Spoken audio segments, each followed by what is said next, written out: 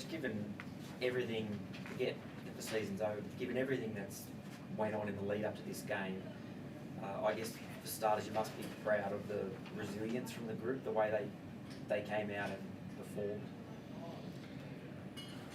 I think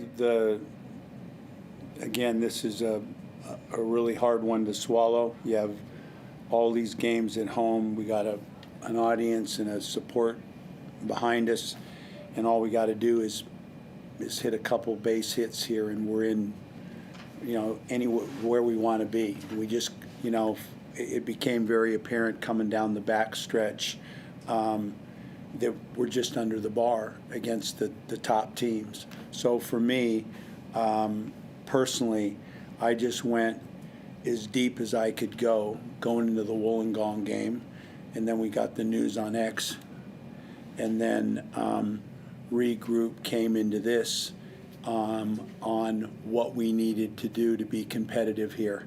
And I think, the rebounding count, keeping them under control and staying in the game, and maybe having the opportunity, if this thing got close, that the home crowd being here, where you got a chance to win. And what it came down to, and so many times I've been in this in games like this, and usually it's in the semifinal or the grand final, and you assemble a team, and what I'd say, taking the license plate. So just looking and going, who are we going to, after this first year, who are we going to move forward with, what's missing, and the next step. And tonight, when it came down, as you look up at the clock and it's 7 minutes to go and you got a 1-point lead, and they've got guys, when we defend them and we break down their stuff and they don't have anything, the ball's in Harrell's hand, he makes a play. The ball's in Kendrick's hand, he makes a play. The ball's in DJ's hand, he nails a shot.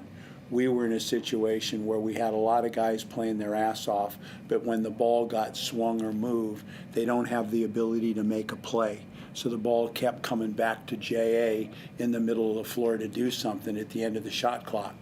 So, it was very apparent coming down the back stretch. You're in 5 minutes to go in the fourth quarter. It's about making plays is what I'm saying. And just what our group right now and what we were playing with, we were just shorthanded there. Made a mistake on the guard. Our backup big for giving Cam a couple minutes here or there with Kelly gone. And then, at the end of games, whenever we've been in a home court like this, it's been J.A. and Xavier with shooters around them. And you don't have that, and you have limited, and it sounds like excuses, but this is now 4 or 5 games where you're playing for your life. And I thought, there was disappointment. Sometimes we dropped. Today we battled all the way. They gave it everything they had. So the answer, I know it's been long-winded, but I thought we went there. We gave it everything we had, but when it came to the end, just not enough.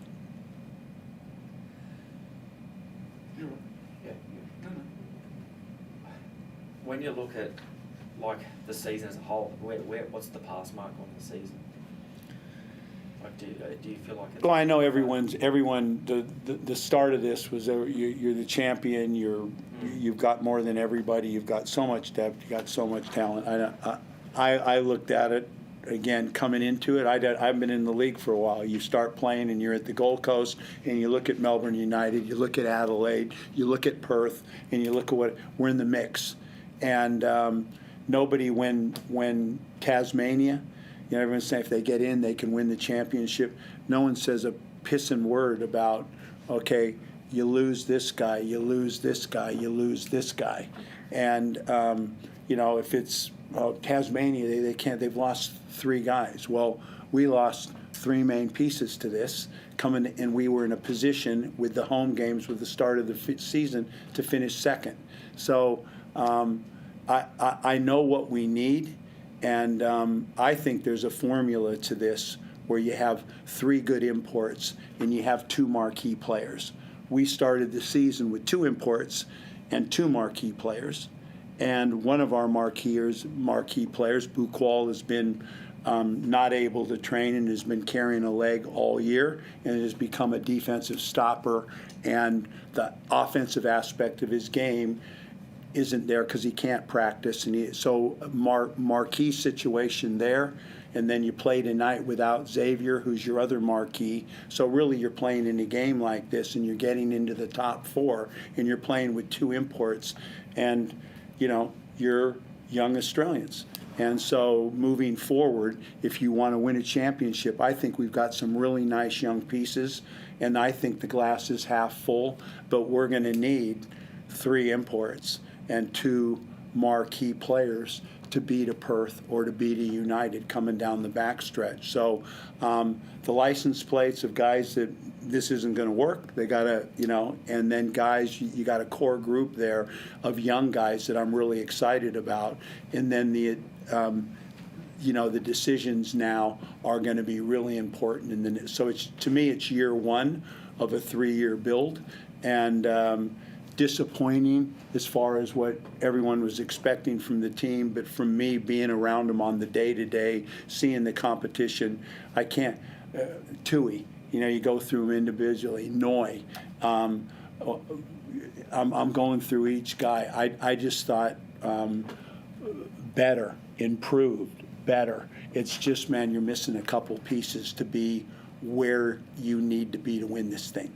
When does that process start? And is it also not just about the playing roster, but about the entire organisation, the aspect of it? Is there a review process that you want to go through, or is it just looking at from a playing perspective? Oh, there's a review through and we've got a new owner.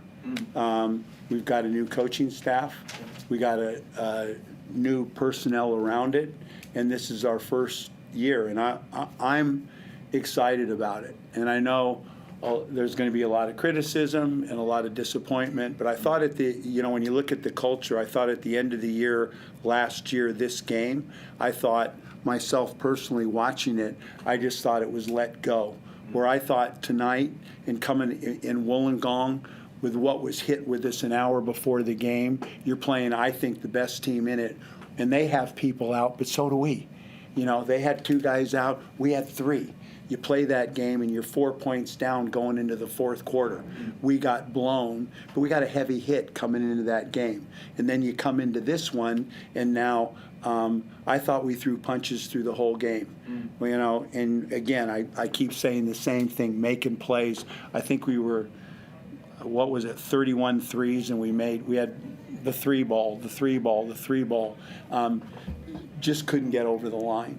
So, it's flying around here, but I knew, and you'd have to be, not have any basketball knowledge or not, to not think you're coming into this game tonight, and you're gonna have to, no margin for error. We won the rebound count. We got to the free throw line more than they did. We had more assists than they did. When it came to making plays at the end of the game, we were just off the mark. Gorge, it sounds like you've had some thoughts already about what you want for next season as far as adding talent, but have you been able to pinpoint the sort of areas this season that you felt were maybe lacking that you want to fix tactically or from a skill set perspective, the sorts of players that you want to add? For sure. When you look at the guys you're going to move forward with, and that's what this process is the first year. Here you're going to lose Tui, okay? Yeah, this one. Then who are going to be those major pieces that you add to this? And I'm not the Lone Ranger. Everyone's going through this, but this is my first year with this, and we brought in a lot of new guys. And again, I'm looking at this as half full, not empty. I'm excited about the group that we have. And I keep saying this, I feel like the culture, the work ethic, the commitment to detail was at an all-time low when I walked into this. It wasn't the 2-year championship. It ended, and a lot of guys did not want to come back to this. And, when I came in, whoever wants to stay can stay. Whoever wants to go can go. There was a lot of guys that went. So, recruiting guys in and taking the license plates of the guys that are in and who fits with the culture that you're trying to build. And like I'm saying, I know it sounds negative right now, but on a positive, there's a lot of guys I'm really excited about. I really liked Watch tonight. I really liked Kelly in our group. I mean, those are, and Watch was here prior. I mean, there's guys in this, 4 or 5, 6 that you can really build something special around. You mentioned 3 imports, 2 marquees. Brian, are you? I'm not saying that I'm just saying when you look at it, I give Tasmania as an example. You're sitting out and you're watching, and they won a championship. They had McVeigh and Magnay, and they had 3 great imports and some good Australians. It's not the little engine that could. Man, 3 good imports and 2 they both made my national team. They could flat stick go. When you look out tonight it's 2 imports and some good quality Australians around it. It wasn't 5. And then you look at, Adelaide, 3 imports, Humphreys and DJ. I mean, there's a formula to this when you get in it and you look at it and you look, well, I've got this that's really nice. But those main pieces, when it comes down to making plays at the end of the game, Xavier Cooks is a main piece, but he's not here tonight.